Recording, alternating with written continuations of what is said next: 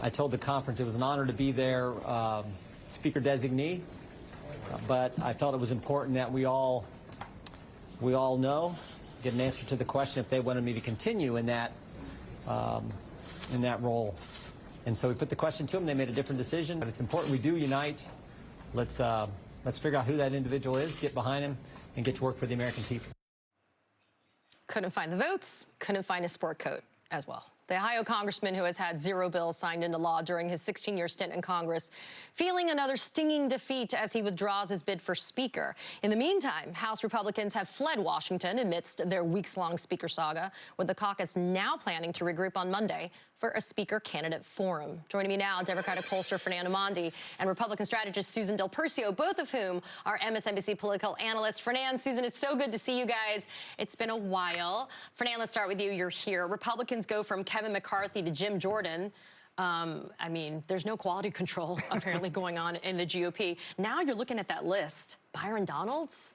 I mean, it's not getting any better for them, but they got to go behind the scenes and they got to figure out how to get behind one to create a new speaker designee. What are the chances of that happening? You know, the chances are not good that it's going to happen quickly, Katie. I mean, as we've seen this dysfunction on display now for 17 days, but you know, while it's easy to get caught up in the political horse trading and horse race of who's going to be the next speaker, I think it's important that America take a time out and understand how dysfunctional, yes, but how dangerous this moment is for the country.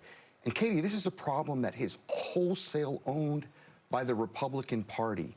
The MAGA Republican extremes is what has created this situation that has put our country in an extraordinarily vulnerable situation where our Congress literally cannot function. There is no Speaker of the House. And for all of their acting this and temporary pro tem that is not how government was designed to work in this country. And I suspect and fear, if we're really candid about what's going on, this is exactly what MAGA wants to happen. They want to burn it all down. And we're living with this in real time. So beyond the dysfunction, this is disqualifying. And I think the American people have to take a really long, hard look. Do they want this chaos wholly owned by the Republican Party, brought to the Congress by the Republican Party, where they're comfortable going 2, 3, 4 weeks, maybe longer, without a functioning Speaker of the House of Representatives? Or do they want the unity, the competence, the intelligence, and the seriousness that the Democratic Party and the Democratic caucus brings? I think it's a very important question that we sometimes lose sight of in the jockeying for who's going to be the Republican speaker. No, that's a really good point. I mean, Susan, are we at that point as well, though, where it's the proverbial dog having caught the car? I mean, the chaos that they've wanted to have, that Donald Trump did through his surrogates, through the Jim Jordans, the Matt Gaetzes, the Kevin McCarthys, they got it. But it's clearly not inuring to their benefit. And for Americans writ large, it's certainly not helping them either. Right. And that's their goal, is to have government stop. That's it. They don't want it to function, those MAGA Republicans. They don't want to govern, and they certainly don't care if they're in the majority or not. So what I think we have to start looking towards is the minority of, frankly, both the Democrats and Republicans probably getting together to come up with some solution. Because if you want to govern, you can't do it in partnership with MAGA Republicans. You just can't. And as Fernando mentioned, we have our legislative branch. I know it's the House, but for all practical purposes, the Senate can't do much without the Houses, working together. Our legislative branch of government is not working. And in 4 weeks, we're going to hit a shutdown. And the Republicans will get blamed. Make no mistake about it. But you have a group of MAGA Republicans that don't care if they lose that majority come 2024.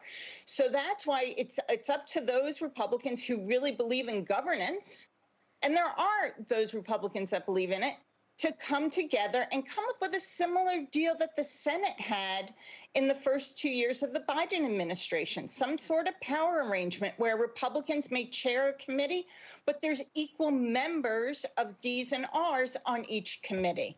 They may have to talk about as anyone being able to bring a bill to the floor and have a vote. I mean, it's democratic. It's the way to move our country forward. So we know that there's going to be some Republicans against it, but that's really where we should be heading. You know, Fernand, House Majority Whip Tom Emmers, his name is being thrown into the mix as a possible, nominee, speaker designee for Speaker of the House. But we're hearing now Donald Trump says, nah, I don't support it. Do you think they're still listening, though? Because remember, Donald Trump didn't lift a finger to help Kevin McCarthy when Kevin McCarthy was on the skids. Well, yeah, the extreme MAGA cult of personality Republican members of Congress are listening because the cult leader says, no, Tom Emmer's not good enough. And his forever problem with Trump is that he voted to certify the election results, which is a bridge too far for anyone in the MAGA caucus. But, Katie, what is this going to come down to? I think there is a way. Now, people say, is it possible for Hakeem Jeffries to end up Speaker?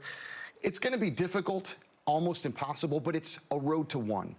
If there is one Republican member of the Congress who is thinking about retiring, saying, enough of this, all it takes is one to break the dam and change the conversation. Now, is there one out there? I know for a fact there is. I've talked to one Republican member of Congress who's like, I'm to the point where I want to leave. I can't do this anymore. Doesn't mean they're necessarily going to support Hakeem Jeffries, but that's the thinking, because the longer this chaos, this dysfunction, this paralyzing of our American government while Putin watches and licks his chops is the open question. And are we going to allow that to continue, or can some Republicans of conscience, to the extent that there might be any that exist, work out a deal? I think that's what we're going to find out over the next couple of weeks. Susan, is that a pipe dream, though? Fernand is an idealist. I mean, that's the best part about Fernand. He may be a pragmatist, but he's always living in the land of idealism. Is that a pipe dream? Because I agree with Fernand, and I agree with you. It's a democracy. It should work out that way. It should not just be a numbers game.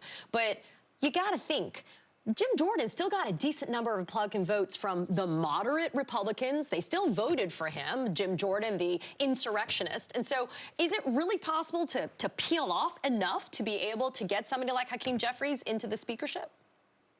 Well, like Fernand, I'm probably a West Wing. I'm a big believer in West Wing, energy, and maybe that moment can happen, but it is doubtful at the end of the day. I like the idea of it takes just one member of conscience, perhaps, but I do believe that all the names that you showed up there, none of them will be the next speaker.